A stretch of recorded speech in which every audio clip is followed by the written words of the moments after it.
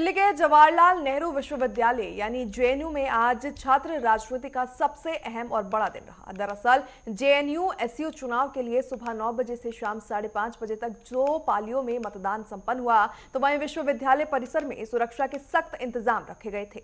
आपको जानकारी के लिए बता दें कि कैंपस में जोश और उत्साह के बीच मतदान शांतिपूर्ण रहा और अब 6 नवंबर को परिणाम आएंगे, जिससे तय होगा कि जेएनयू की सत्ता पर किस छात्र संगठन का परचम लहराएगा।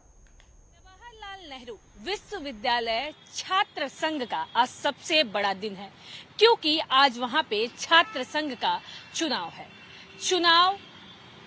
कई वहां पे उम्मीदवार उतारे गए हैं और जब जेएनयू की बात की जाती है तो कहीं ना कहीं जो छात्र संघ की राजनीति होती है वो काफी बड़ा मुद्दा बनता हुआ भी दिखाई देता है। वहां कई ऐसे छात्र संघ के जो लोग होते हैं वो चुनाव लड़ते हैं और चुनावी जो प्रक्रिया है वो भी पूर्ण रूप से होता हुआ दिखाई देता है। वहीं अगर आज की बात कर ले तो आज छात्र संघ का सबसे बड़ा दिन होता हुआ दिखाई दे रहा है, क्योंकि आज वहां पे चुनाव है और 6 नवंबर को पता चल जाएगा कि वहां कौन परचम लहराता हुआ दिखाई दे रहा है। वहीं अगर आपको बता दें, आज चुनाव 9:30 बजे से 1 बजे तक पहली पाली में था और दूसरा 2 बजे से लेके 5 बजे तक दूसरे पाली में ये चुनाव संपन्न होता हुआ दिखाई दे रहा है। कई मुद्दे उठाए गए हैं। जब भी छात्र संघ के चुनाव होते हैं तो कई मुद्दे सामने आते हैं।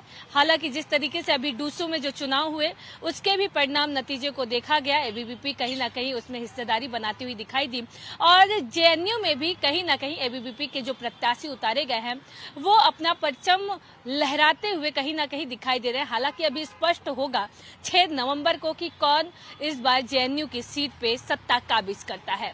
और जब छात्र संघ चुनाव लड़ती है तो कहीं ना कहीं जो हमारी चुनावी प्रक्रिया है वो भी मजबूत होते हुए दिखाई देती है।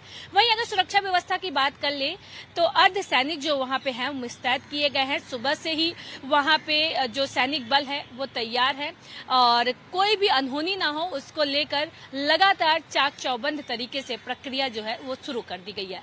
हालांकि अब 6 नवंबर को पता चलेगा कि किस प्रकार से वहां के चुनावी परिणाम आते हैं।